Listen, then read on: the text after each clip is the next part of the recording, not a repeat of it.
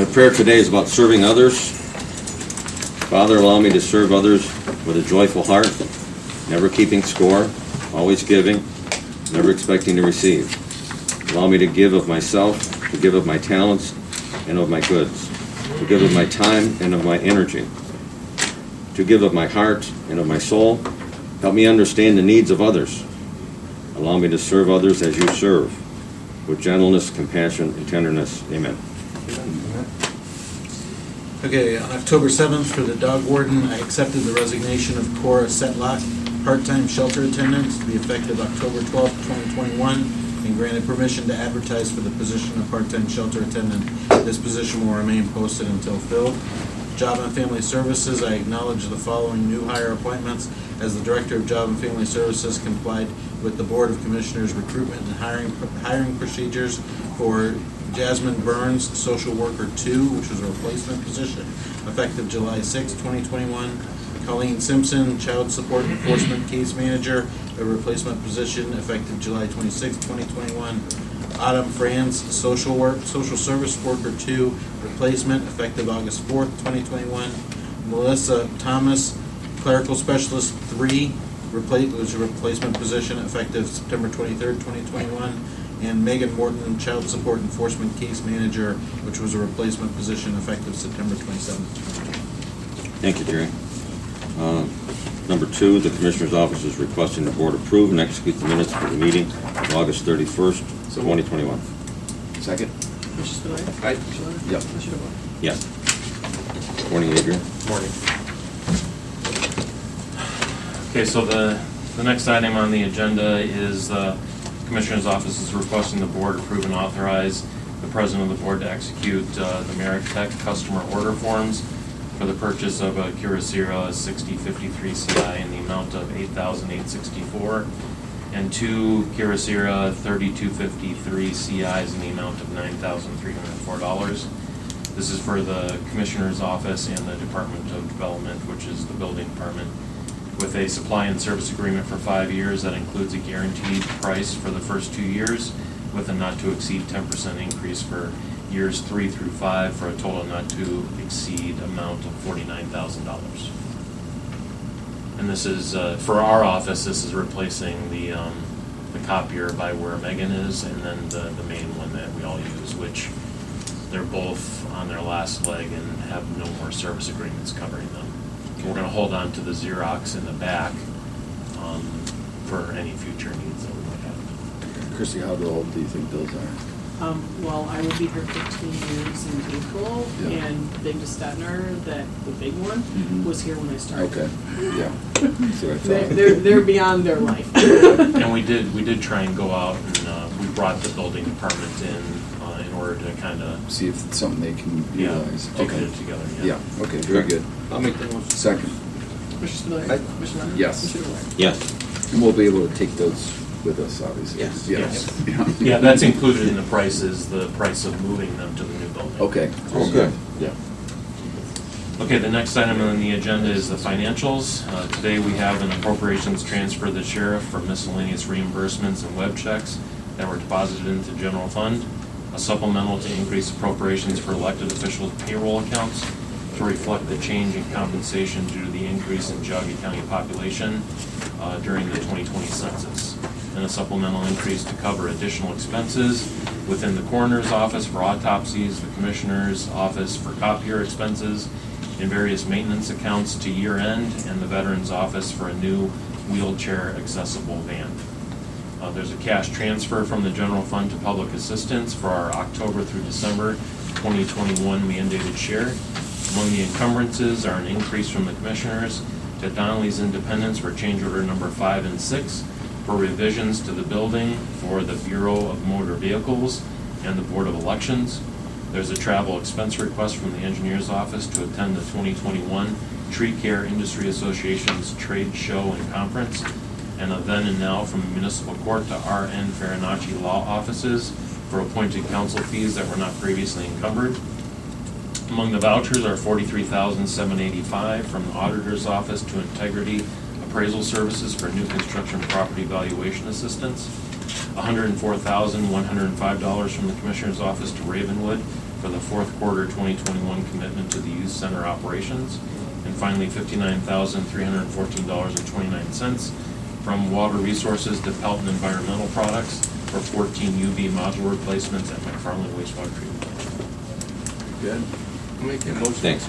Hey, Eric, do you want to move that back? Second. Commissioner Spudler. Aye. Commissioner Lennon. Yes. Yes. Thank you very much. Thank you.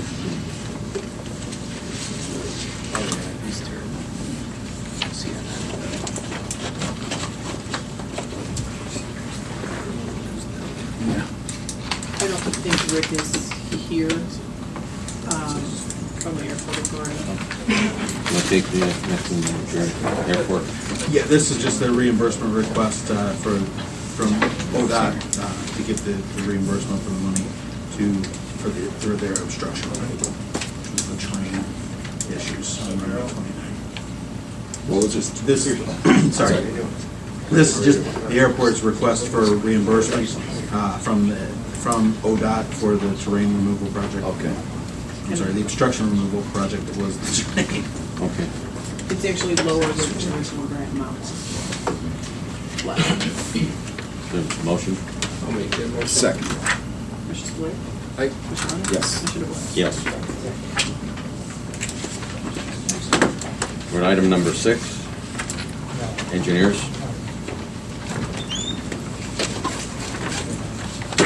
Good morning. Hey, morning. How are you? Good. The engineer's office is requesting the approval of some snow and ice agreements.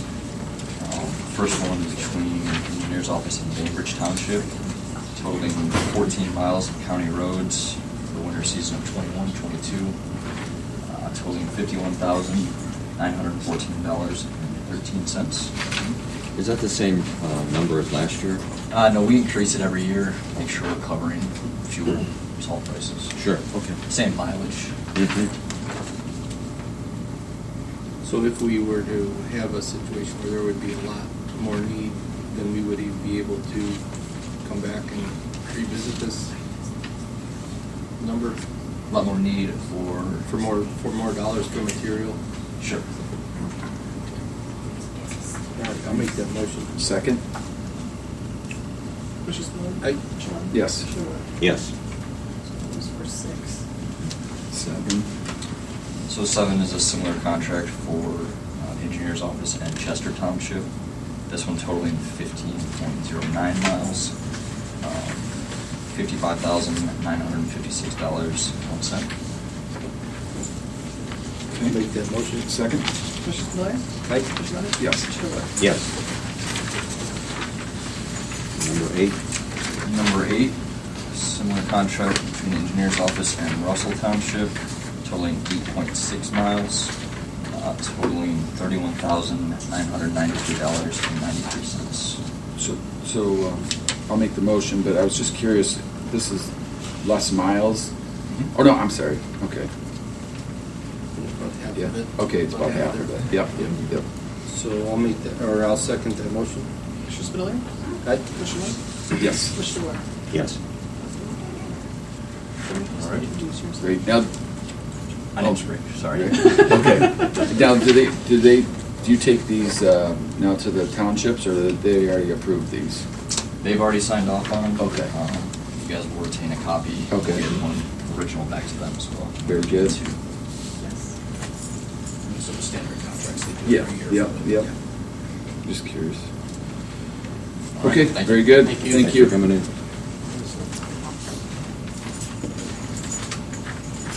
Good morning. Good morning. Morning. Item 9 on the agenda is requesting the board approve and execute Resolution 21-124 to order the asphalt resurfacing of Vass Lake Road, sections A through C in Newbury Township. These are the sections that, this is that rebate from what was this year. It also requests the board approve and execute the title sheet for the specifications for the same project. And finally, sets a bid opening on Wednesday, November 10th, 2021 at 2 p.m. The bid opening will be advertised October 21st, October 28th, and on the county website. Good. I'll make that motion. Second. Commissioner Spudler. Aye. Commissioner Lennon. Aye. Commissioner DeWitt. Yes. Thank you. Thank you. Got the whole team here today. Yes. Morning, Jeff. Morning. How are you? Morning. Good. Morning. So this should be fairly quick and easy. For number 10, you guys have, the board has already authorized me to have this assigning authority back in 2015. But the issue with the state now, as the statute has changed slightly, is that as I have the authority, it's indefinite right now. In the resolution that you have before you, they want an actual end date, so then I have to come back and get authorized to do the inter-county allocation, transfer allocation. So the new resolution, which you guys should have, actually has an end date on it. Okay. So what this does is allows me to transfer, without coming here every time, funds that have been allocated to JFS with other counties, like trading money. And perfect example, and I just shared this with someone out here, in Geauga County, we get a certain amount of like TANF dollars, temporary assistance and needy family dollars. We don't usually spend all those dollars just because of kind of the wealth of this county compared to some others. But sometimes we may look for like more Medicaid dollars. We may need more. So there may be other counties that may have a surplus of Medicaid, but they need TANF. But then we need Medicaid. So I can transfer that with the other counties and trade it to benefit our county. Otherwise, those funds just get sent back to the state. And you have to be approved to do that? Yes. Okay. So I've had this authority, Right. But now they just want an end date to it, and then I have to come back. And you'll How see- often will that be? I made it out to 2025, so I don't Okay. have to come every year, Okay. which the state seemed to be perfectly fine with. Again, it was indefinite before. They just wanted to see an end. How often are you trading money like that? Multiple times a year. Mm-hmm. You know, just try, I mean, you can kind of put emails out there for Alyssa, as you know, is my fiscal person. Mhm. You know, if we're looking, you know, at a certain, because we have different fiscal years, we have calendar fiscal years, we have state fiscal years, and we Yep. have federal fiscal years. Yep. So depending on how those funds are being used and when that fund has been allocated and what fiscal year it is, we may be trading them at different times of the year just to benefit our overall financial And health. how do we get reporting of that, the commissioner's office? I mean, where do we see that, or do we not see those exchanges? You don't see it every time, but if it's something that you wish. Overall? We don't, Over a you don't see year? it when it happens, but if Yeah. it's something that you would like me to report when I do it, I'm happy to do that.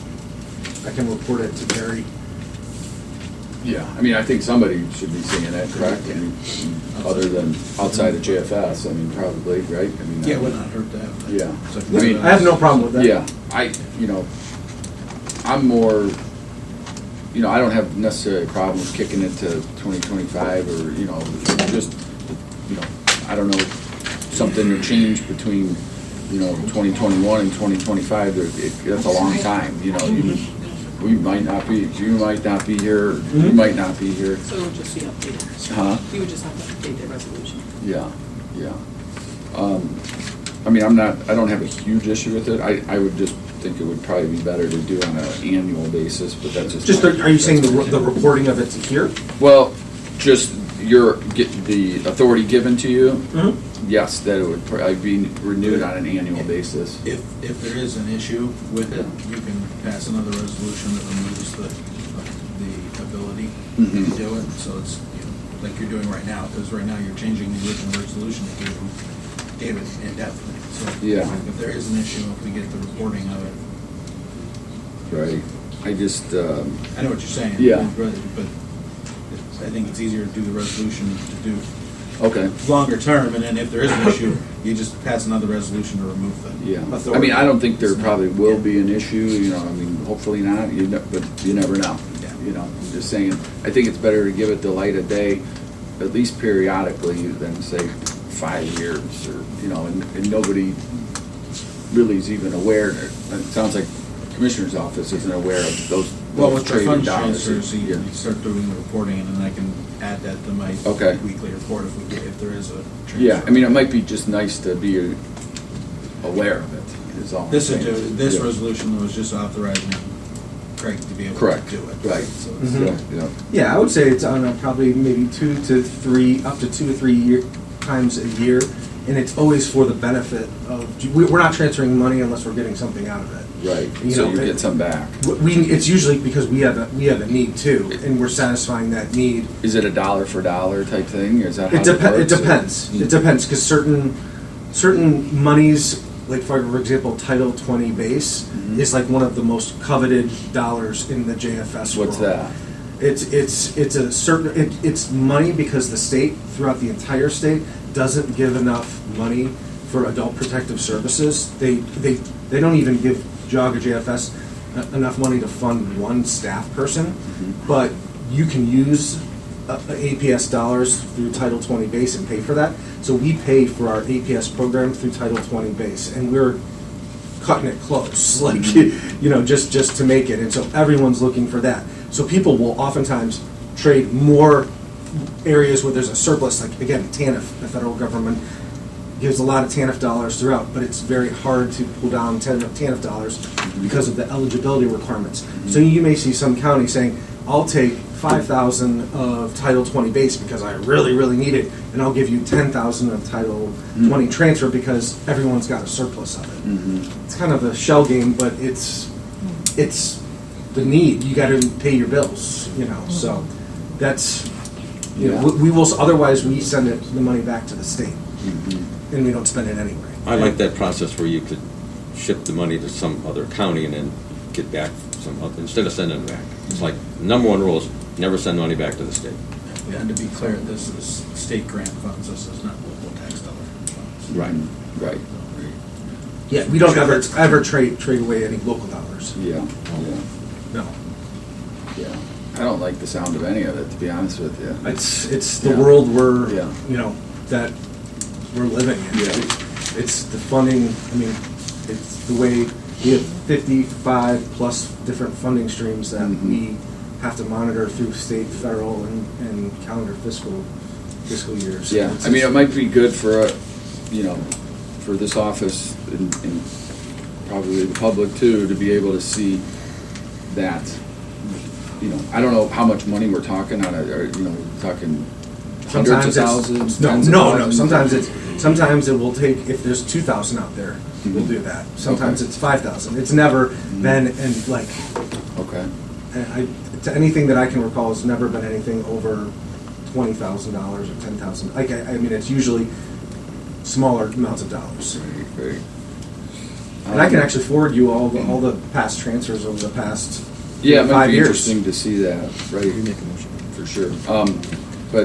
Yeah, I mean, I don't want to hold up the process, but it sounds like, if we wanted to change this, we can do that in the future. But again, just my personal opinion, I think 5 years is just something that gets forgotten about, But that's just my opinion.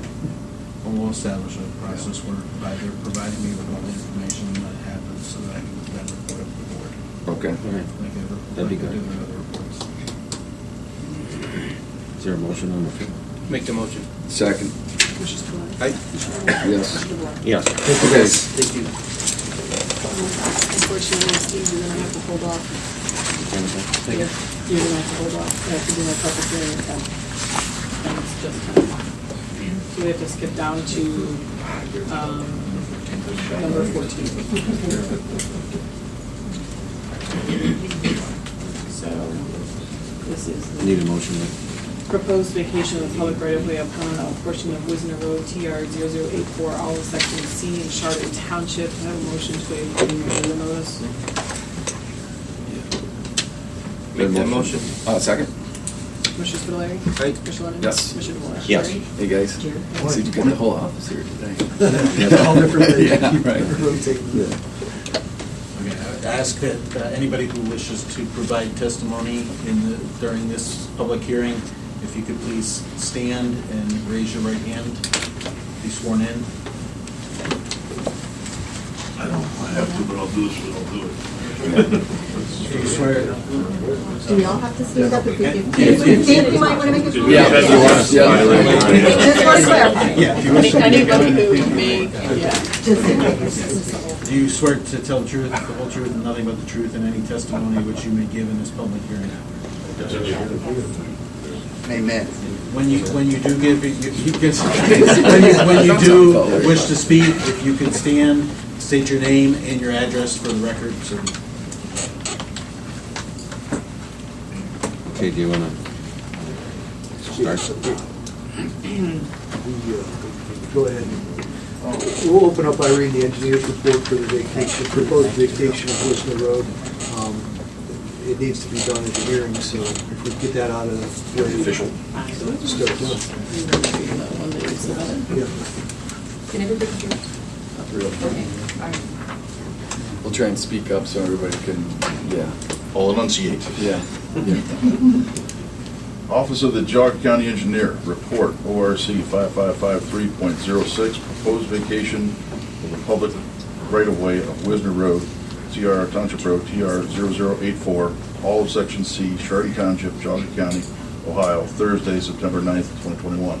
Obviously, that's the day of the report. Current events, Township Trustee action. On August 18th, 2021, the Chardon Township Board of Trustees passed resolution number 34, 2021, petitioning the Geauga County Board of Commissioners to vacate public right-of-way upon Wisner Road, TR 0084, all of Section C pursuant to Section 5553.045 of the Ohio Revised Code. Location. The location of the public right-of-way of said Wisner Road to be vacated begins at the intersection of Mitchell's Mills Road, TR 0088, Section B, and said Wisner Road, extending to a 1-inch iron pin found located approximately 1,430.64 feet south along the existing center line of said Wisner Road, said iron pin also being the existing terminus of said Wisner Road as established by previous vacation action recorded in volume 41, page 87 through 89 of the Geauga County Recorder's Office. Auto registration funds. The portion of said Wisner Road at issue is not used to calculate distributions of the Auto Registration Distribution Fund. Underlying fee.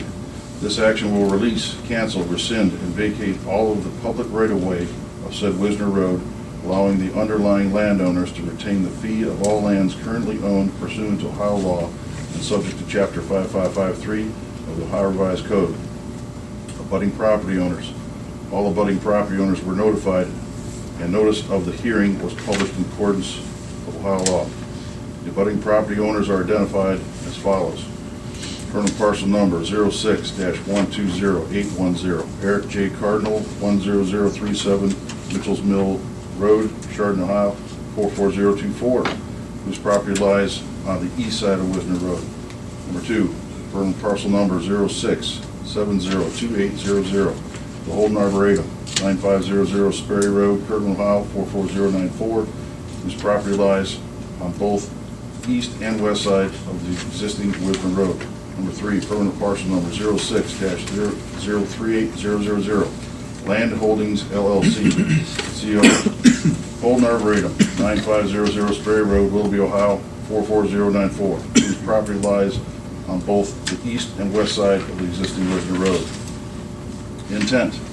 Number 1, to vacate all of the public right-of-way of Wisner Road, TR 0084, Section C, beginning at the intersection of said Mitchell's Mills Road and Wisner Road, extending to a 1-inch iron pin found located approximately 1,430.64 feet south along the existing center line of said Wisner Road, said iron pin also being the existing terminus of said Wisner Road as established by previous vacation action recorded in volume 41, page 87 through 89 of the Geauga County Recorder's Office, subject to the preservation of the public use right-of-way for non-motorized vehicular recreational use pursuant to Section 5553.044 of the Ohio Revised Code.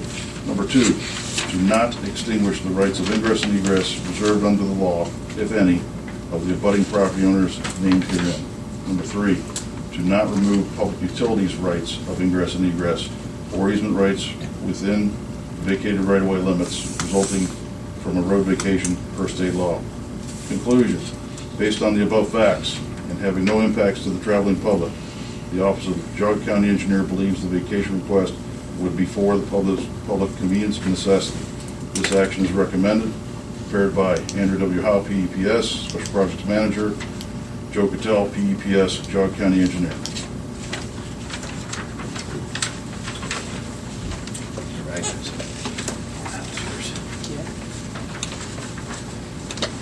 We had some conversations at the Chardon Township trustees meeting about this.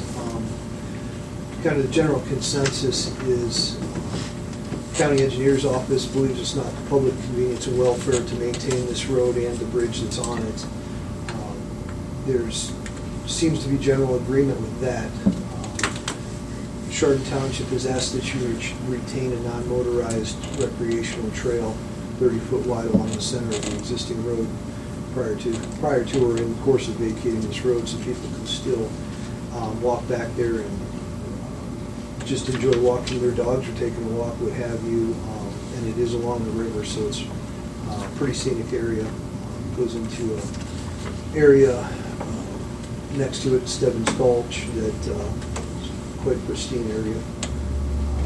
So there is a desire for some people to still be able to walk that. It wouldn't give them any rights to be on any private property down there. It wouldn't give them any rights to do things such as driving their cars back there, four-wheelers, stuff like that. That would completely be restricted. People are here from both the township and from residents. Township trustee Holden Arboretum's here, so I don't really want to speak for them, but what we got from residents, they would like to be able to still walk the area.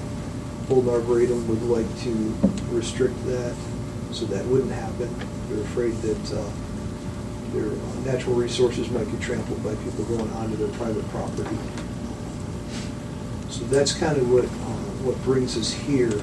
But in essence, the county engineer's position is the road and the bridge don't serve the public convenience and welfare.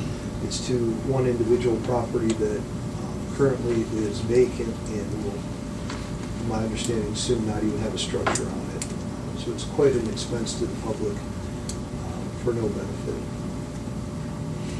So if you want to open it up to public comment or however you want to, if you want to. Well, approach us. just to clarify, this is a public hearing. There'll be no action taken today from the board. This is Correct. public This is a hearing. public hearing. We'll hear both sides. Just with Holden Arboretum, want to speak first?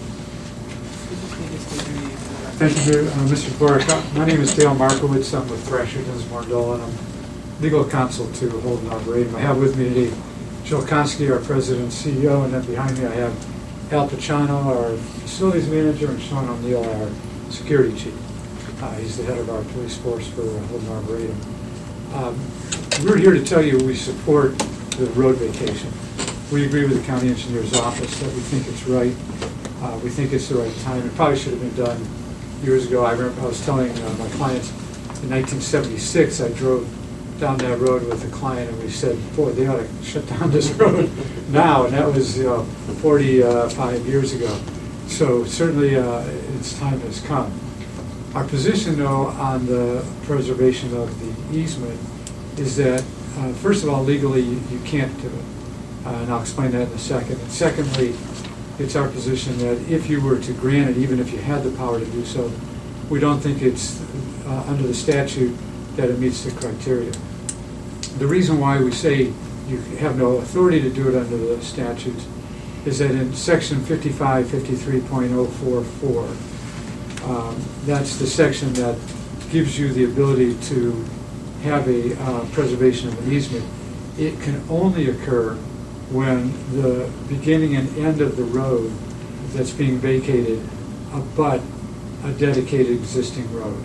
And if you look at the engineer's report and you look at the map, at one end you have Mitchell's Mill Road. So at that intersection you have a public road. At the southern terminus, that land is owned by Holden Arboretum. There is no public road there. That used to be part of Wisner Road, and the county vacated it a number of years ago.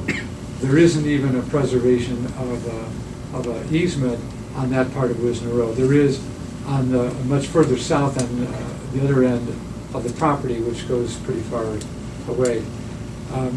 We're going to have some testimony from Jill and Al and Sean on this, but the statute that talks about giving you the right to do it, assuming the road met it, and the engineer's report is very conclusive that you don't have a road on each end of the part that's vacated. So there is no statutory right to do it. So the first criteria can't be met. The second criteria, though, is you have to determine that it will not unreasonably interfere with current land uses along the road.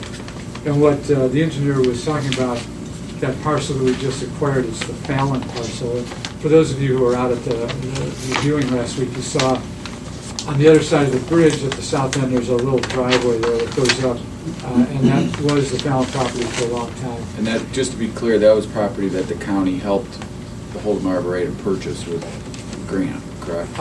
You wrote a supporting letter Correct. for us. Right. Yeah, that actually was a grant for NEORSD. Okay. And then they have to give us money in order to be able to get that loan. It's, part I of the see. state system. Yep. But clearly, we benefited from that. Yep. And that money is used to preserve what is a very interesting and valuable wetland there. And there's some very rare species there that we need to protect. The other part of that was that the Fallon family, which we talked to for many decades about trying to buy that property, and they finally acquiesced, they required us to put a deed restriction on that is very limiting. It's a typical easement that you'd see like with an environmental covenant, where there's the only things we can do are conservation and research, education type activities. No recreation. We cannot create new trails. So there's limits as to what can be done. And under the grant we got and the arrangement we have with the Ohio EPA, and then the Water Resources Fund, I forgot what the state acronym is. WRSP. We have to use it for conservation and research purposes. So there's no plans for that Fallon property for anything other than just being what it is? There's no development gonna happen in there, or yeah, we're going structures? to, we have to restore or mitigate some area, but that's all part of the conservation, but there'll be no active use. Like I'm a member of Holden, I won't have authority to go walk on that property. So it's very limited, and it's very large concern. In fact, Jill and I talked about whether we would even say anything at the hearing today about the value, the environmental values of what's there, because there's some very unique things there which we don't want to go into detail, but we're very concerned that people are going to go down there and want to see it and trespass. And it's an area where it's hard to patrol with the police, and so it's something of great concern to us. What I would like to do is let them speak on it, because they're certainly more knowledgeable than I am about it. And then I can kind of wrap things up for them. But it's our view that it will not benefit either the Cardinal property or what we call Land Holding LLC, which is the entity that, by the process we got the grant, we had to create a new entity that holds the title to that property, but Holden Arboretum owns that company. And eventually that land will be transferred into Holden's name. But we don't see any benefit to any of the property owners to grant what's approximately 1,200 feet of an easement to let the public walk there, because we are confident that what will happen is people will go down there, they'll want to go across the bridge, they'll go over. There's that guardrail now that we assume the county put that in. That's right in front of where our property starts again. And our concern is that people will continue to trespass if they know that they have the ability to walk up to halfway to the bridge. They're not going to stop halfway on that bridge. They're going to want to go over the bridge, they're going to want to go onto the Fallon property, or they'll just ignore what we'd like to do is be able to put up a gate at the end of Mr. Cardinal's property at the south end, and so that it will serve only Mr. Cardinal and us. And we'll work out agreement with him. We've already had talks with him about that. How far, Dale, how far down would that be, that gate? Because I was just going to ask that question. If we go to the end of his property, it would be before you get to the bridge. Kind of way before the bridge. Yeah, Okay. it would be a couple hundred feet, I think, Okay. we figured out, yeah. You could actually see potential, if there's a gate there, you could see it from standing on Mitchell Mills. That's our point. We want to have a gate that's visible from Mitchell's Mill, so that if somebody's driving down and they're going to say, oh, okay, I'm not going to be able to get down there, we're hopeful that that will keep people with cars from wanting to go down there. And it'll take a while to educate the people. Where Andy just drew. Okay, sure. Yep. Okay, thank you. Jill Koski is our president CEO. She'd like to speak up for a moment. Sure. Hi, good morning, thank you. So Jill Koski, President and CEO of Holden Arboretum. And I just want to give a little bit more background on the Arboretum's purpose to understand sort of our use of that property. But Holden Arboretum was founded as a private nonprofit. We're not a public entity. We were founded as an arboretum, which is different than a park in that we're an outdoor museum of trees. So if you think about our purpose with trees and plants, they're like our works of art, including being accessioned and valued. And so our purpose as an organization is to collect, manage, and care for them as a collection. We have 3 core pillars of work within our mission, and that is collections, horticulture, education, and then science and conservation. And so I just want to confirm we are different than a public park, which has more of a primary purpose of recreation, but we are a place that was intentionally designed and created to manage a living collection for conservation and preservation. We manage currently 3,500 acres of private property and also about 1,600 acres of conservation easements, primarily contiguous to our property. Holden Arboretum, I want to reiterate, supports the road vacation since Wisner Road is not able to be traveled in its current condition and it actually dead ends at our property. And as you know, we recently acquired about 52 acres formerly owned by the Fallons. We had been talking and working with the Fallons for more than 40 years in regards to eventual management of this property given its high conservation value. The property is within a forest buffer to core old growth beech maple hemlock forest and is actually in the approximate center of the total Holden Arboretum property. Our goal with the property, and this is why we were very interested in the WRSP grant, is to preserve and manage the rare and high quality wetland, stream, and forest habitats and to study the flora and fauna of this natural area, plus to increase that forest buffer of old growth forest that is next to and connects eventually to 222 acres of the Stebbins Gulch and Stebbins Gulch forest. Stebbins Gulch is a national natural landmark. This was so important that, as you know, Dale just mentioned, that there were deed restrictions as part of the sale. So when we purchased the property, the Fallons required significant conservation restrictions as part of that deed.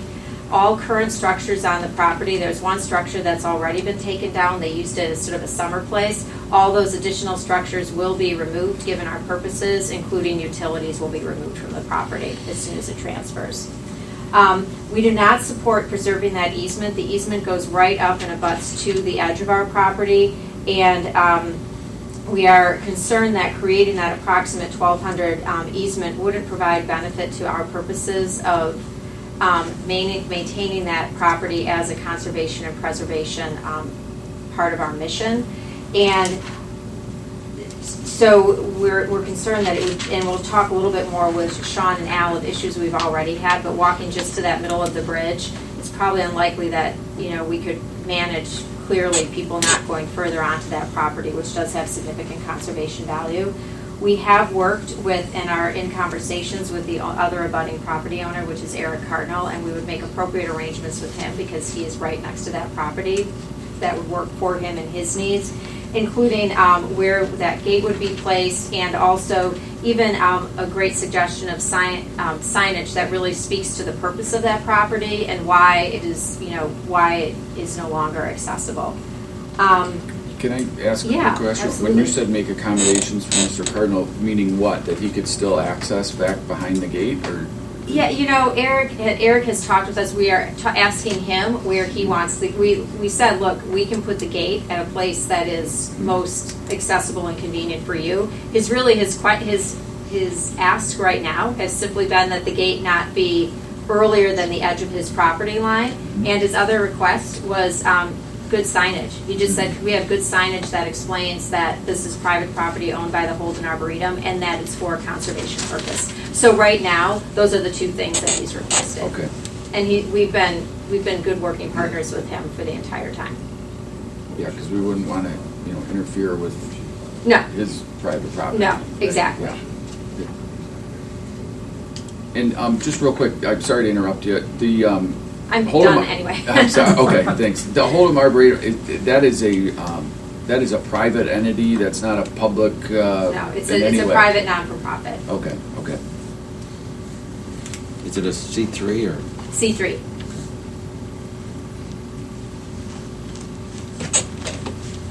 I'll give an example too. This property is similar to, I mentioned Seven Sculch, but we also have a land holding, Little Mountain, which we term Little Mountain. Very similar in that we do provide guided access to it, but because of honestly the conservation significance, we don't have walking trails in those areas, just because they're used primarily for research and conservation purposes.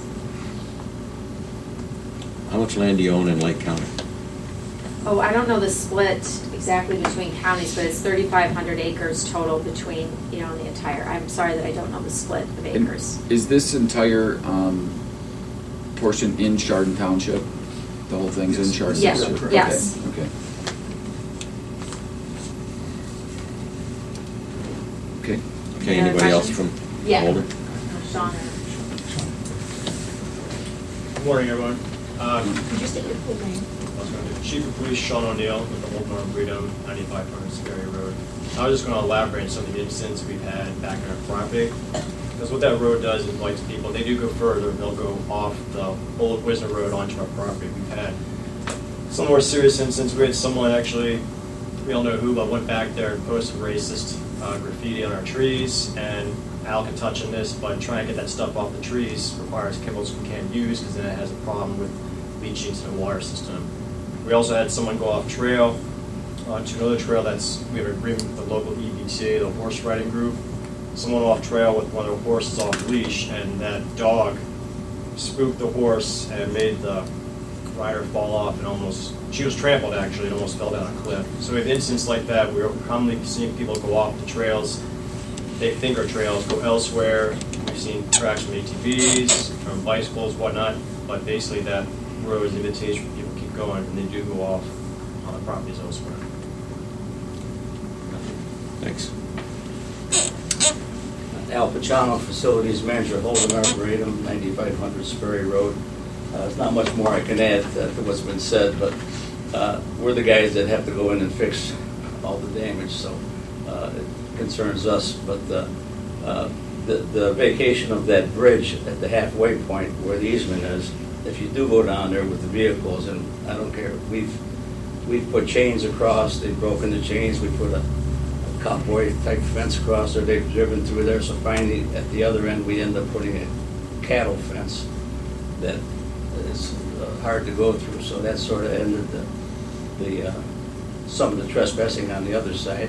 We want to do the same thing on our side here, but in effect the easement goes to the center of the bridge. There's no place to turn around other than going to the Fallon driveway and making a turn, so part of our fear is that people are going to try to U-turn on that bridge or in front of that bridge. You got the river on the one side and the culvert on the other side, and we're just afraid for damage. So we'd like to get a gate there as close to Wisner Road as we can, working with Mr. Cardinal, and to keep traffic off of that bridge. On the other side of Wisner, when you vacated that, we got a bridge, and the county removed that bridge because it was an old monstrosity, and it was like $100 and some thousand just to paint it. We worked with the county, they removed the bridge, we put a bridge that suited our needs there. And so we maintain these based on our needs, not the public needs, so that's part of why we want to put a gate. Is there anybody else from Holden Arboretum that would like to speak? Not that you can't speak a little later on, but we'll open it up to the public. Anybody from the public would like to speak? Township Trustee Tim McKenna. We had our meeting last Wednesday. We took the first hour and chewed it up and spit it out pretty good. But the problem was, at the end of the day, I called the question twice to see if they wanted, the Board of Trustees wanted to change the resolution as we presented to Joe Cattell, our county engineer, who in turn came to you for his own resolution. And the board's decision was not to change it, ultimately, at the end of that meeting. The reason I asked for Holden Arboretum to come and present their position was I was hoping to see permissions of the existing neighbors there to either walk their dog down the road or go down to the river and skip a rock, whatever. I had total agreement, no vehicles. I don't even want horses back there. When they brought up the idea that they even have a MOU with horses, that's a nightmare for our first responders if they have to go back there. So, and I'm not saying that this one particular horse had an issue with the dog. I don't care what animals you encounter back there. It can happen, okay? But the Board of Trustees' position is that the neighbors that have been there for right along will still have permissions to walk their dog or go down to the river if they needed to. And again, no ATVs. I'm not inviting the public. Nobody's coming to see things down there, you know. But it was good for the county. It was good for the township to vacate it. We don't have to plow it anymore. Thank you. Okay. Anybody else from the public? Go ahead. John Lauder, 9990. Yeah, I'm kind of in the middle of a firing line here. I don't I'm in the hot corner here.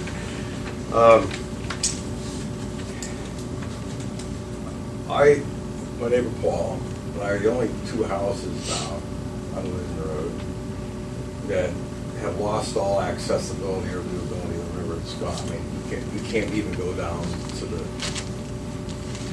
How to explain this? This picture taken this morning. You recognize that? I can't see it. Sean probably knows. That's the fence on the south side off of Carter Road, I believe. And what does that sign? What does that sign say on it? Private property, no trespassing. Right, private property, no trespassing. But yeah, this is supposed to have a 30-foot wide easement for public walkability to that bridge. The first thing that happened when this section was vacated on the premise that down the pike, they would implement that section 5553.44. That was the idea, that eventually the whole thing would be for public access. That all changed. The minute this went in their name, I'll pass this picture down. This, as you called it, the cattle fence, went up. And it had all kinds of signs on it. Some of them came down, but private property, no trespassing. Well, how does that work? This wasn't the intent for this. But that's what it is. Nobody's taking this fence down, nobody's vandalizing it, nobody's done anything about it. Well, I'm just saying that but that's intimidating, and it's not correct. I mean, it disallows its use. Pass this around, if you would, so they actually see it. Thank you. Then there's another issue. And first of all, I need to make this clear. I've been a member of the Arboretum for years and years and years. You guys are good neighbors, so I don't want to get into stone throwing or any of this. But I feel like the value of my property really went to hell when that went up the end of the street. I moved to Wisner Road with the intent that it's a scenic river road. I built there 30 years ago with that concept in mind. And, well, what is it now? There's no access to even see this down there. You can't. That's all gone. That was given up. Now there's concrete barricades put on it. They call them Jersey. Jersey. Yeah, that's like that are in the right of way. Where are we talking about? On the other side of? This is a section of Wisner that is north off of Clinton Shard. Oh, okay. Not where this part of this part, right? Right, there. but what I'm getting at is Yeah. this sets precedence for things to get destroyed, if you will. I mean, it's like, I had asked you last week, this is this lady over here. Sheila? Good. Laura. Laura? Sorry, Laura. I remember asking at the last meeting, what can you offer as a compromise? At the last meeting. Yeah. Probably the viewing, you referring to the viewing? No, you The Chardon Township. Oh, I was gonna. I thought you were referring to Oh, shoot, I'm sorry, I get, Yeah. I'm sorry. Yeah, I asked you, I'm looking at everybody backwards here, so. Yeah. But I asked you what you could offer as a compromise, and your answer was, you said there's no compromise. And after you guys left, even the township maintenance guy said, our zoning guy down Mahoney says, hey, you know, why don't you offer for free membership for connecting property? Well, and others have said that, and I thought that, but it's just one of many simple solutions. But to say, no, we want to offer nothing. And I'm thinking how the value of my property kind of went to hell in a handbasket because of the road being filleted. I'll use that as a definition of what it is. That's what it is. It got filleted. I figure I pay more in property taxes than Arboretum does on the whole 3,000 acres. So I mean, how does that work? I have 3 acres. You know? So it's like, you want a solution? Fine, buy my property. There you go. There's one.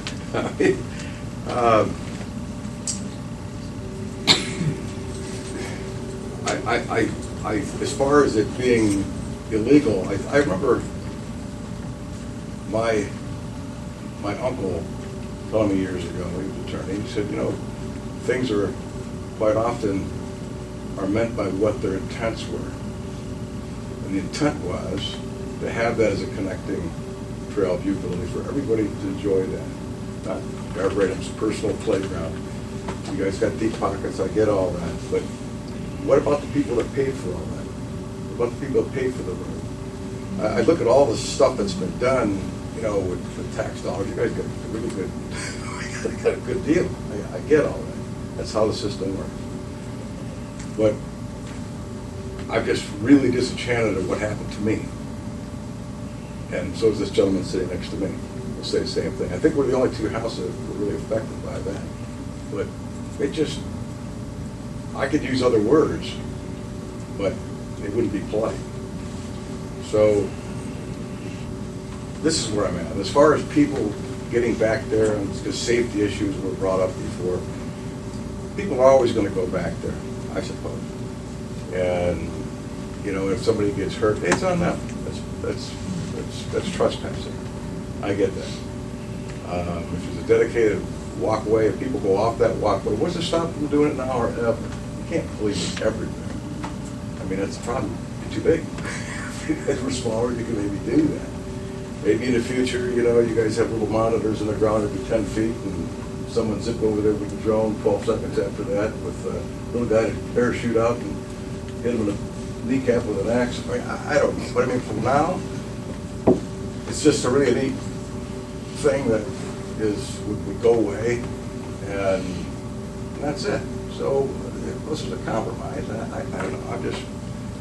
It's my position. I'm not good at public speaking, guys. I'm tired. I didn't sleep 2 minutes last night. And I'm dragging it. I'm just rambling on. But that's my position. So if you guys get a chance, look at those photos when they come around. I think the last time the 3 commissioners, Ralph, you were one of them, Mary Samid, and who was the other one? Tracy Johnson. They all gave the eye for that would have to be, you know, walking trail. That was the idea. That was the concept. That was what it was sold to us as, and that was its intent. So anyhow, I said enough. Thank you for listening. Thank you. Thank you. Can I'll try and clarify a couple of things. Thank you, Mr. Maurer.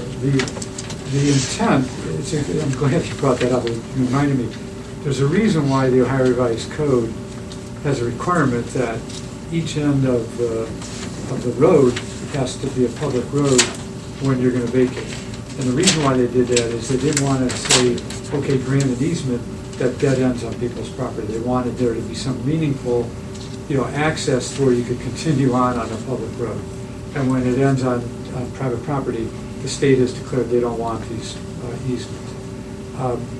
The photograph that he was showing in that bridge, or I'm sorry, the fence there, that is outside of the area where the county commissioners previously had preserved an easement. There was a couple 100-foot easement that was granted the last time around, and that's outside of it. Those Jersey barriers, those are related to stormwater controls that we had to put up, because there was a new home built on the top of that hill, and was causing a lot of stormwater to flow through there, and so we had to do it for erosion purposes. We talked a couple times at great length among ourselves about the request from some of the neighbors and from one of the trustees, Mr. McKenna had mentioned it, about some kind of a compromise, and we thought about it and said, okay, well, how do you monitor or decide who's going to be able to have some limited access? And then how do you then know who is and isn't going out of there, and how do you control that? And we were concerned about liability, we were concerned about the issue of the horses. And the horses, I want you to understand, this was a surprise to me many, many years ago as a young lawyer. I was doing something for Russell Township, and we found out that there was a horse trail going through a number of properties, including some of my clients. And I said, well, why are they there? And they go, well, they have these pre-existing rights, and I didn't understand it.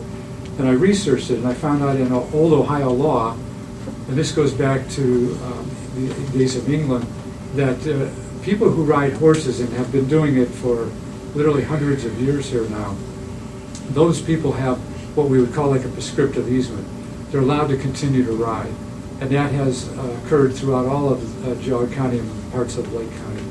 So those people who ride, we don't give them permission. They have, by some old case law in Ohio, the right to continue to go through there. So we don't want to mix that with people, walking through this area of our property. And again, I would want to reiterate, we don't, I'm a good paying member of Holden, have been for many years.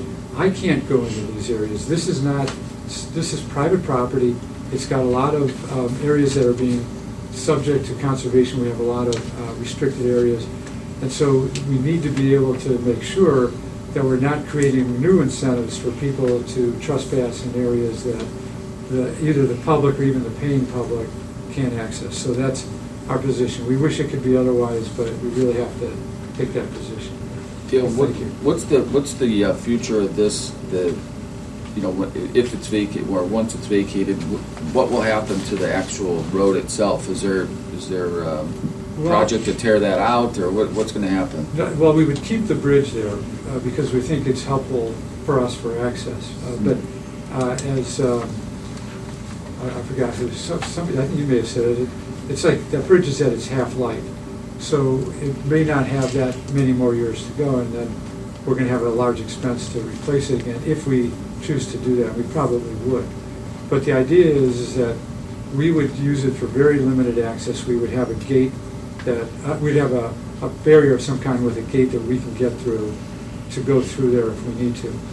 If you think about the other side of Wisner, that, where the guardrail is, that area, I drove that area 40-some years ago. That was drivable, although I was in a Chevy Vega, probably shouldn't have been on it, but it was public road back then. But what you see there, south of that little guardrail, that's what this area is going to eventually look like in this 1,400 and some feet. So the intent, just let it be overgrown, basically? Well, it's subject to some, but you're going to keep some limited access for us for a period of time. Okay. But you're not going to tear the bridge out or anything? We are not. That's cold water habitat there. That Stebbins Creek there is got some very high environmental values, and so that bridge is serving an environmental need. And the Holden Arboretum owns both sides of the bridge? Correct. Private property? Yeah. The river there, all that land along there. Yeah, is owned okay. by- Okay.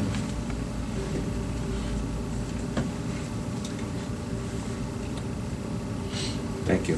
Any more comments from the public? Hello, my name is Paul Swanky. I live at 10,000 Wisner Road on the south side, and I'm also speaking for Ronald C. Swanky, who's my father, who lives at 10030 Mitchell's Mill Road, just across the bridge in regards to this area. Only a couple things. I'm not going to take everybody's time. I've lived down there for 36 years. Starting at my parents' house, who built that 36 years ago. And they have beautiful property. And then in '92, I bought the property on the south side of Wisner and built my home there. And ever since, my son and my daughter, my father, my brother, whomever, my wife, we would walk through to Grandma and Grandpa's house. Or vice versa. They'd walk through to my home. It's kind of sad to understand that my son and my daughter can't walk down there anymore. Or ride their bicycle over to Grandpa's house. So, and also the other question is are you going to cancel out horse, EBTA, and Riverwood from riding their horses through there? I'm asking there right now. Yeah, okay, I just, Because you own Riverwood. we do. And you rent that property to Riverwood. Riverwood. And they have horse stables there on your Yes. property. Are you going to allow them to go through and be able to ride onto my parents' house property, down through the river, and because EBTA is allowed to go through my parents' property? East Branch Trail Association is a separate organization from Holden Arboretum. We're not connected with it directly. Outside of, there are trails that go through our property, and so our relationship, your relationship with any trails that go through your property would be yours to manage. Correct, but the way in which they get to my parents' property is through yours. Right, and so I can actually give you an example. So the Fallons used to allow the EBTA Trail Association to ride through their property. When they decided to put it on the market, they temporarily held that because it was private property. But we made an agreement with EBTA to move through that property where they had before to connect through a loop. But that is an independent decision that any private property owner can make. So you could work that out with EBTA. I honestly can't. No, I'm not asking about my parents' property. I'm asking about the ability for them to still get down Wisner Road to Mitchell's Mill, go across the bridge, and access my parents' property. Right now, the current trails there are a number of trails that have been closed to EBTA over the years, but there are trails that are still open. And at this point, we don't intend to close the trails that we have a working agreement with EBTA on. And for this specific property, not your parents, but for this specific property, we completed a legal memorandum of understanding. We keep track of who's riding in and who's riding out, and every single rider has to sign a waiver and liability, releasing us from all liability if something were to happen on that property. I don't know that I can answer your question satisfactorily, because if you chose to close your trail property, they would have to stop at your property, regardless of whether or not they can ride on our property. That's not going to happen. The other question was also Riverwood. Does Riverwood still allow access through to the other end? Because Riverwood rides a lot on my parents' property. Again, I know So the they're not I know gonna the be able EB to access the north side. I can't address access to your property. I can only say that the trails that are currently open, and we could provide you with that map, and it's actually a public map, those would still be accessible on our property. I mean, if we have an agreement with them that those are open. I can't address, Okay, so they. so Riverwood still can ride from the south side to the north side and back. Yes, if they, but if you chose not to have them go on your property, that would prevent them. That wasn't. You could prevent the them from question. doing that. Yeah. The question was, can they go from the south to the north and the north to the south? On Wisner or On on a Wisner. different trail? Oh, on Wisner? Yeah. Because they have bridges and everything else that allow the horses to get over a little creek and what have you in there. Correct, Al? Yeah, well, that gate that was passed around there's an accommodation, that's on the Riverwood side, by the horse barn. There's an accommodation for the horse trails. We left the space. And that space was developed over time because we left too wide a space. People would go down there with ATVs, et cetera. So we were working with Riverwood. We determined what was comfortable for the horse trails, and that's why that gate was put on. So, And we even put the bridge that we spent $100 and some thousand for to accommodate the horse trail. We didn't have to put that size bridge in, we just needed the bridge to get across there. so just to be clear, so it sounds like you're letting some restricted access on your, Yeah, and I think it goes to Dale's comments that this predates, like this access predates. and you can't stop it? I mean, if you wanted to?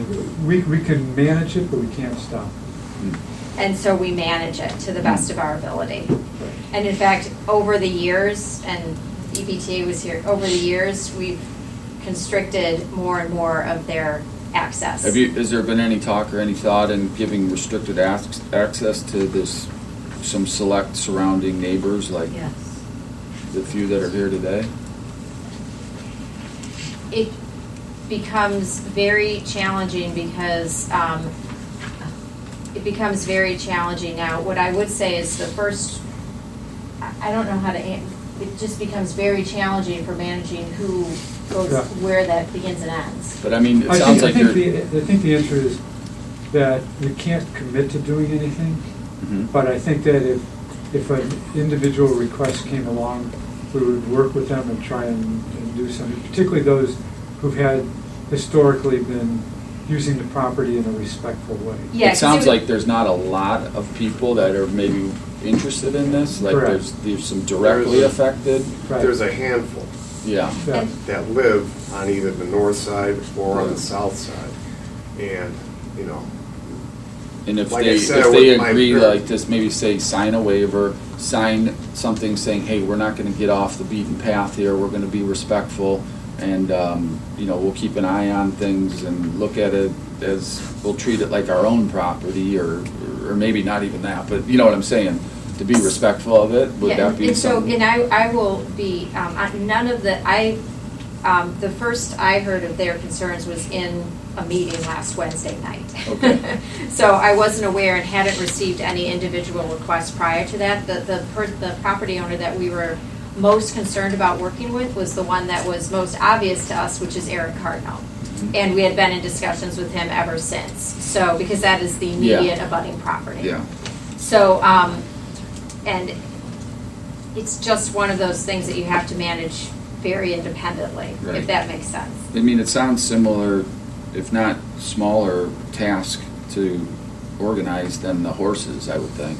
You know, it sounds like, I don't know how many horse people you have coming through there that you have to have them sign a waiver. I don't know how you keep track of all of them. It's a limit, actually, it's a limited number. Yeah, There's not a okay. lot, it's a fairly limited number. Well, I think this It's the would be a same pretty people. limited number too. It sounds like, I don't know how many properties they're directly affected by this, but, or perceived to be affected by it, but, you know, that might be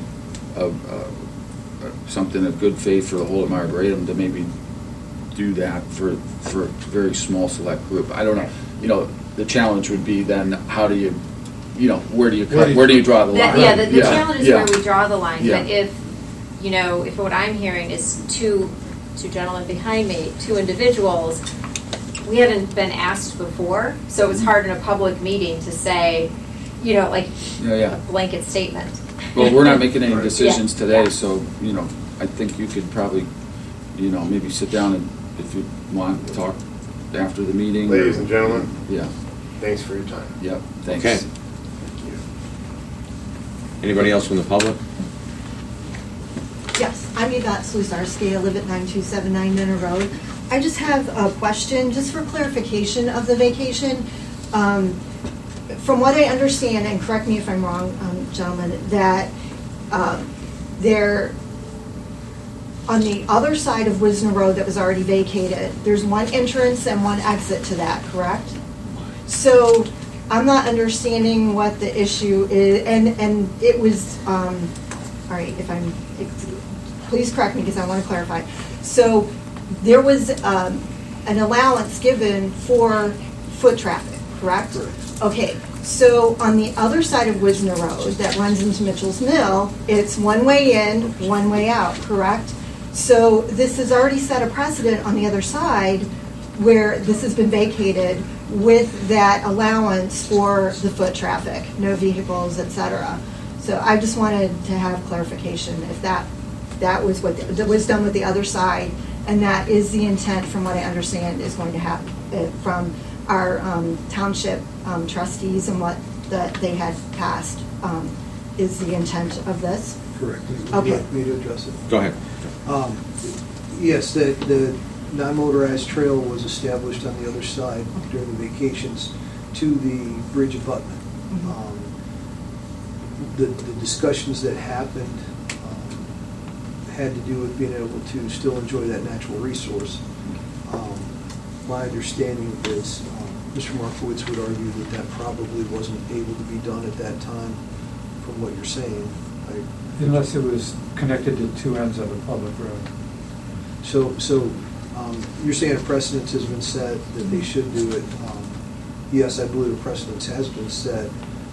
I'm not an attorney. I can't address whether it can legally be done this time or not. We put it in the original report to the commissioners because the township trustees asked for it, and they're the ones that initiate the process. And this is the venue, and they'll certainly speak with their attorney as to whether they can or can't, and then whether they have a desire to attach it to it or not. Obviously, if they're advised they can't do it, then they won't be doing it. But if they're advised they can do it, they may or may not. That's up to them. And that's why they need to hear testimony from everybody involved, so they can make a clear decision. Thanks, Joe. Thank you. If I could just shoot one more thing, I guess. Your name again, sir? John Modern.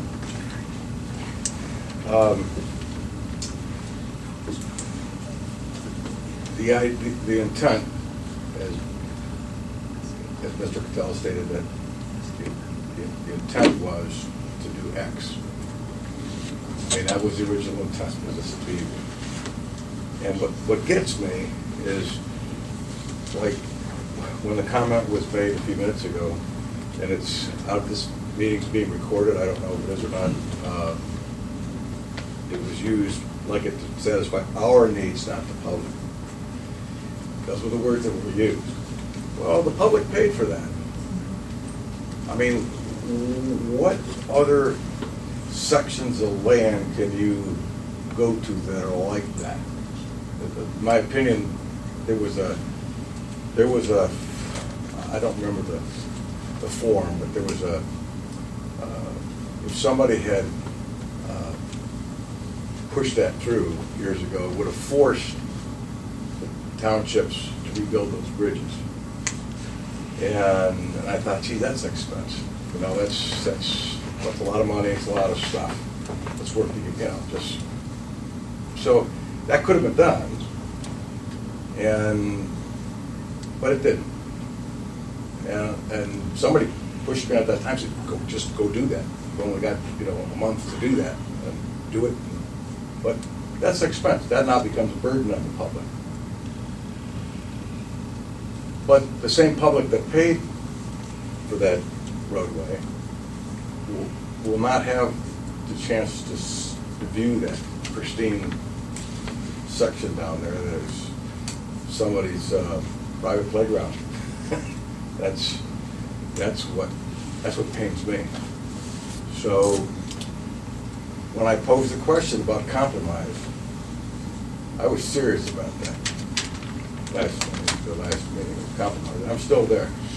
So, but it's not just the people on Wisner Road pay for that. It's all the counties and all the people. Those that maybe can't afford to join the Arboretum. Even at that, you're only allowed to see what is the viewability allowance for even members. Only like 1/6 of the property. I think it is. Then you got to be on the trails and that. So, I mean, I feel like I'm shooting myself in the foot because I'm kicking my neighbors out here, in the driveway, you guys are getting, I get all that. But you guys cite legal things and say things that are to your advantage. And like that house that they built up top of the road, that new house they built, well, that was there long before I built there, and I built there 30 years ago. So what's new, I don't know. That's not new. That could have been addressed. There was supposed to have been a turnaround put up there, but that's all right. That may not even be a good idea anyhow. That's going to draw. Eventually, people see like this sign on here that says no trespassing, and over time it becomes, oh, we can't walk that. Okay, that's why no one's ripped your sign down. It served its purpose, I guess. But at the same time, it does take away from those that paid for that, that don't have the rights to use it. It's a pretty pristine place. I'm just so torqued because I built there with the idea that, like I said, the scenic river road is just a beautiful drive. It's all gone. And you want to hear the latest great one? I came home one day, about a year ago, and the pond that was in front of our house, that had been there since I was a little kid. I'd ride my bike up from Menor. I grew up riding my bike to Wisner Road there for 50 years. The pond was gone. Not one drop of water. I thought, what the hell? What happened here? And I went back and looked, and somebody put a pipe there and drained it. That was all wetlands. It was gorgeous. I mean, water ducks and all the stuff. It was really a neat thing. It was right at the foot of my driveway. Gone. And nobody knows what happened. Nobody. That's actually illegal. Army Corps of Engineers did that stuff back in the 30s, I think it was, revamped all that stuff. That busy roadway was pushed out. And yeah, it's gone. Nobody knows anything about it. I don't know who did it. Was it Township? They say no. No, we don't know. It should be restored. So the whole street, the whole section, there's only a couple houses on that section, but it's ruined. It's a crap pie. If any one of you guys would have bought there and experiencing what I'm expecting, you'd be madder than hell. When your property value is worth less than what it was 30 or 20 years, whatever. I mean, it's upsetting. So I'm just really torqued about all the formalities and legalese and all this stuff.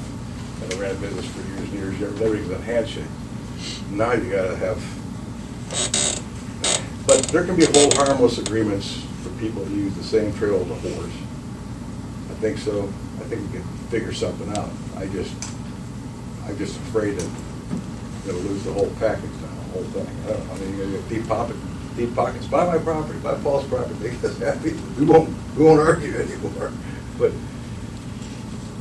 you get a chance, go down the street and see for yourself. I mean, you're just ask around. Did it get ruined? Yeah, go look at it. It's now it is just a short street with steep driveways. No access to it ever at all. That's my position, and I won't bend yours anymore. Thank you. Well, thank you. I think that's all public comment. Anybody else before we close this public hearing?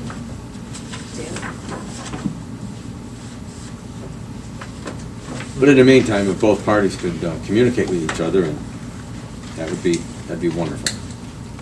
And with that, we'll close the public hearing. 11 o'clock. Thanks everybody for coming in. Thank you for coming.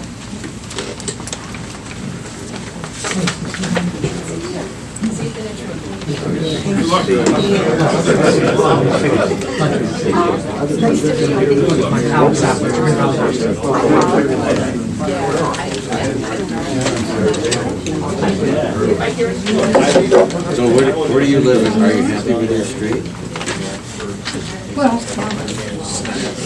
You're just not happy. He's just not happy with the neighbor who lives on the adjacent street. Oh, that's it. Oh, geez, yeah, when he moved in. Thank you. We have one more to go. Do we have We have the resolution after. Oh, hang on. Okay. Anyhow. Okay, Right. So if you. Number 11. Yeah, we're withdrawing the posting for the position of full-time supervisor. We don't need one. No, they got. She's back full-time. I know, but Yeah, good. She came out of place. good. So she tried someplace else and then, She was recruited by a hiring firm. She was never really looking. It was a substantial pay, I'd say 50% pay increase. And she went there and she realized, according to her, that she was sold a false bill of goods and she wanted a job like that, part-time and full-time. And we happy to agree. right. So we Well, let she she agreed to work part-time until we were able to find a new, so it wasn't like Okay. cut ties and came back Right. begging. It wasn't. She owes us 10 years of indentured servitude. No, I'm just. Okay. Was there a motion on this? I made the motion. Second. Yes. Yes. Next item, asking the board approve and authorize the president to execute the water supply revolving loan account agreement and Exhibit 1, and that's with the Ohio DP Fund and OWDA for the Bainbridge Road water line extension, the amount of $1,383,668. Make that motion. Second. Aye. Yes. Yes. And in 13, we request the board approve an increase in 8 of the 19 drinking water test fees and 11 of the 21 wastewater testing fees, anywhere from $5 to $10, depending on the test, and it's due to our increased costs, especially for argon gas. For the testing. Yeah. Oh, yeah, and we did an analysis with 2 other labs in the area, and we're in it to the lower side, so we want to keep that. Okay. Our costs have gone up to. Second. Aye. Yes. Yes. And where exactly are these tests at? They're done on Aquila Road at our environmental lab. At your lab, okay. Just. Anybody can bring their water in and have you guys Oh, test yeah, it? anyone can Yep. do water testing. A lot of the people do it for their not septic, for their Wells. wells and other, but I need it also for my facility. Gotcha. Plus a large group, they do have a large customer base of some of the smaller firms that operate wastewater plants, Oh, like no. at a gas station. Handed. or whatever. You can bring a lab test there. Gotcha. And you were showing off with That's it? These were the changes. I think you saw those. Yes.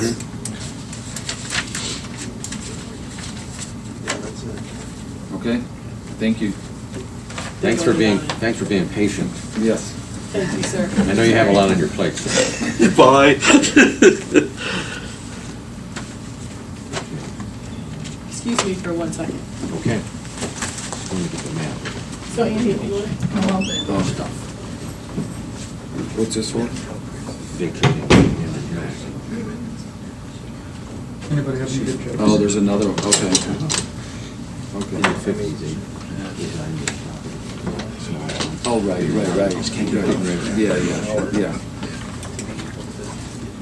John? Yeah. Hey. Long time, Andy. Long time.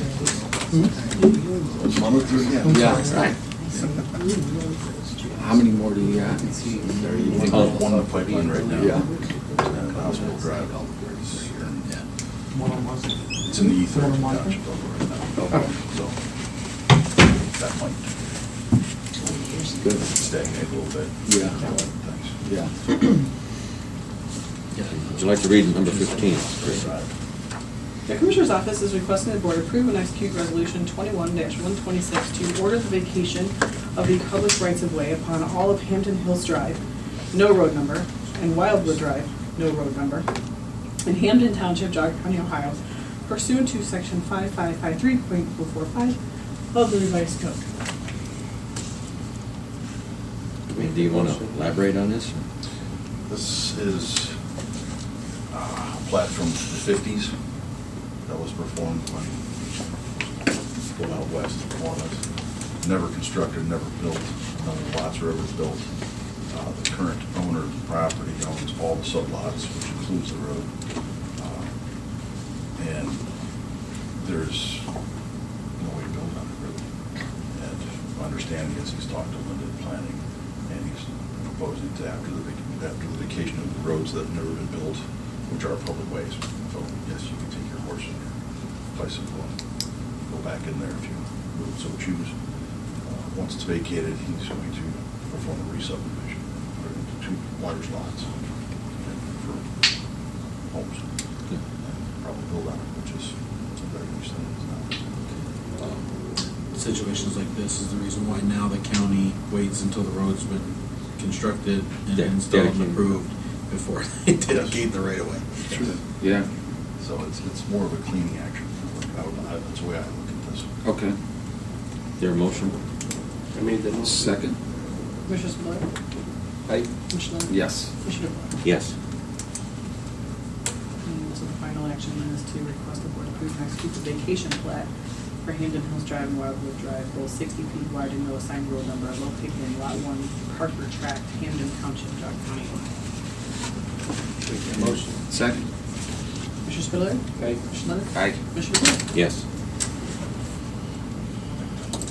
Good stuff. Good stuff. Thank you, So Andy. Andy, let me ask you, on that last one, who brought that to the table with the last thing with the road there? Like, how did we get that? Through the township.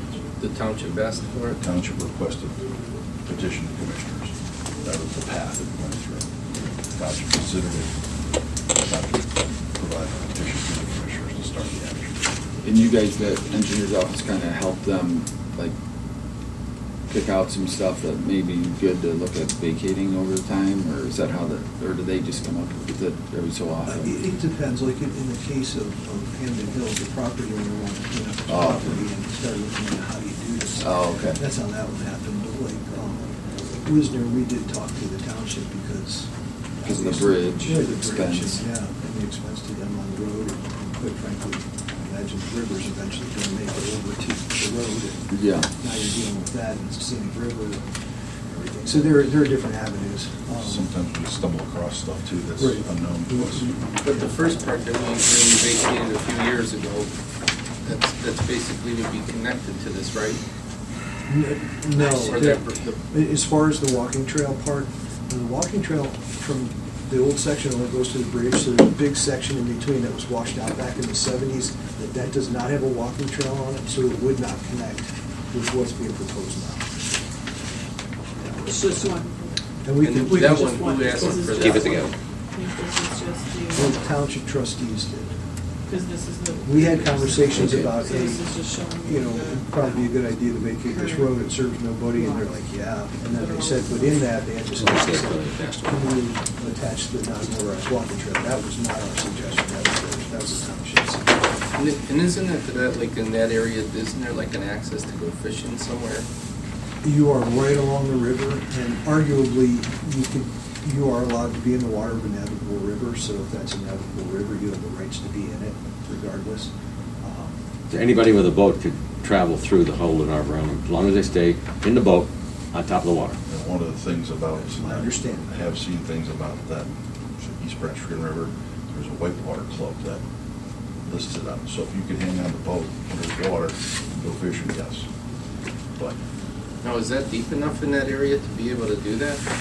there's no history of it as a navigable. After it rains for 3 days. Yeah. I'd say, Whitewater club. yeah, a kayak could probably get through there some days, but, I mean, we've had it also at Mitchell's Mills, we've had water over the bridge, so, yeah, some days it's definitely navigable. Wow. So- Just one shot. I did want to touch base, you and I roughly talked some time ago about Hospital Drive and the potential for vacation on that for the hospital and how that would aid into the signal down, potential signal. ODOT is currently working on that signal. I do know that the hospital wrote a letter to the Munson Township trustees asking them to vacate Hospital Drive. We don't know if Munson Township has taken any action on that yet. I know we've discussed it. If they take action, then it comes to us and you guys, and then we will go through the same process for that. Okay. So just, yeah, if you have feelers out and want to know what's going on, Melissa, you can reach out to them again, or if you end up talking to them. Okay.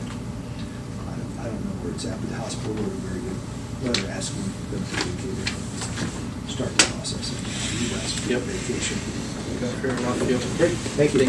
Okay, thanks, guys, appreciate it.